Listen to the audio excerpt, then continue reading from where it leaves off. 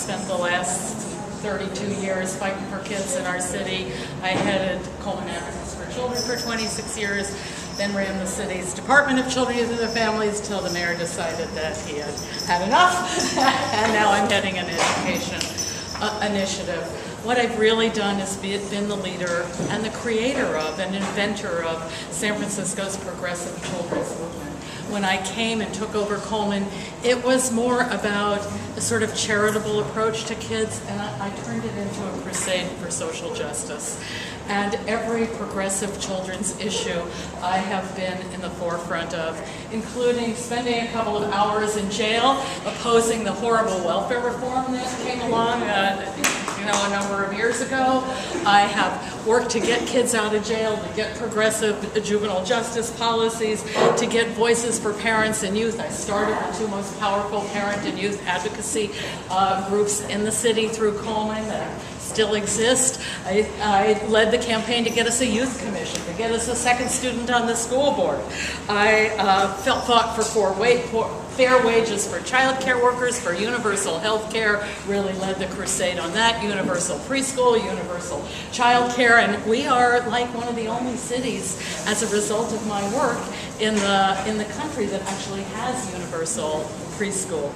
I have opposed the privatization of schools, fought the for-profit Edison project, and I have seen that children and families get their fair share of the budget pie, and over the 3 decades that I have worked, there is $1 billion that's been allocated in this city for kids. That's the result of my work.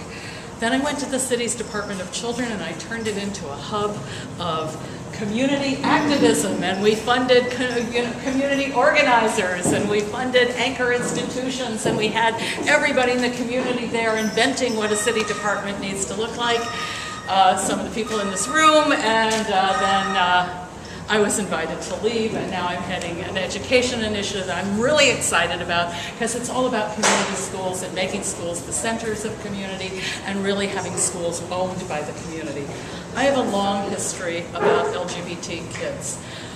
In 1979, when this was not an issue on anybody's radar screen, there was this little fledgling group called SMISIC.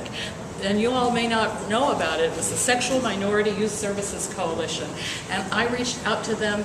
I gave them an office in my office. I raised the money so they could have operating costs. I incorporated their agenda about gay kids into the Coleman agenda over the protests. I mean, not the protests, over the concerns of our board. And we spent years together fighting the good fight for about kids on Polk Street, about fair treatment of gay kids in the juvenile hall, which you want to talk about where there's really tremendous harassment and brutal treatment. The juvenile hall is a place to go. We got the Larkin Street Youth Center started. We got Lyric started. It was a fantastic effort.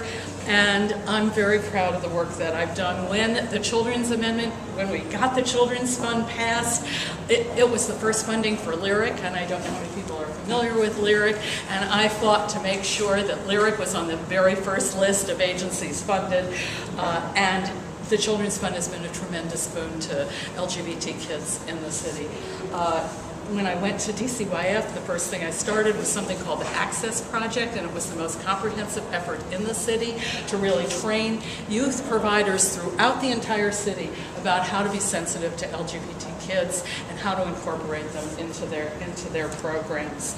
And then I became a real supporter of the Our Families Coalition, and I don't know how many people are familiar with that, but they have been real leaders in like, hello guys, our LGBT community is having kids and they're sending them to school, and we need to really be sensitive to how do we integrate these families into the schools. And I became a major supporter of that effort, and in fact Judy Appel, who is the head of that agency, is one of my endorsers, and I'm very proud of that. Could talk more about it. So while I'm on the board, when I'm on the board. I will make sure that the resolutions that have been passed actually get implemented. I'll make sure there's really a staff person in place whose job it is to oversee what happens to LGBT youth. And this is not, there are 3,000 kids in middle school and high school right now who identify as LGBT children, and 800 who identify as transgender young people. So those are the ones that identify when they're surveyed. So this is a very significant issue for our school district. Over 80% of kids throughout the district say they have been witnessed many times the harassment and teasing and bullying and terrible treatment that goes on. And half of those young people say they have seen adults intervene to try to stop it. So we're making progress. We're way ahead of where we were in 1979. I loved your question about what makes a progressive school board candidate. I thought that was just a wonderful question. So I do have my list of what makes it, one, the willingness to focus on the achievement gap, the gap between our African American, Latino, and Southeast Asian kids, Pacific Islander kids, and the rest of the kids. It's the biggest achievement gap in the state. It is shameful that that exists in our city. I have had the privilege of working with the district this year to actually write the plan about what we're going to do about the achievement gap, how we're going to bring the best and brightest people to the Bayview, and I've been working really hard with the Bayview and to the Mission, where most of these schools actually exist, and how we're going to turn them into community schools, and how we are going to really acknowledge that kids learn in different ways, and there's no one-size-fits-all for addressing the learning needs of children. And one of the most important things we need to do to address the achievement gap, besides making school interesting and not boring and making school relevant to their lives, and that is not insignificant, and we need to talk a lot to kids about what to do about that.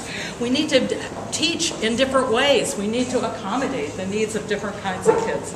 We have to keep the word public in public schools. There is a terrible thing that is happening, sadly, under the Obama administration, that this sort of assault on the teaching profession, on the public schools, a sort of undercurrent of privatization of our public schools. I am the most adamantly, of all the candidates, opposed to that. I oppose Race to the Top. I oppose those policies. I am very strong about bringing the voice of young people and parents to the fore.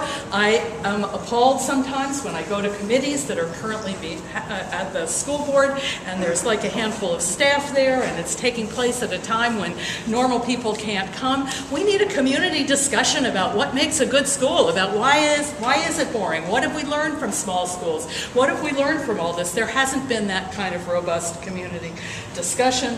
I want to promote a sense of community ownership of our schools. I've become a proponent of something called community schools, and this is my last thing. A community school is a school that is a center of the community, that's open from morning till night, where everyone, that is built on partnerships and is based on the premise that we're all in this together and we have to do it together. And lastly, progressive revenue strategies for our schools, because we need more money, and we need me in Sacramento and in City Hall and out in the Sunset and everywhere fighting for more money for our kids and really helping people understand how important that is.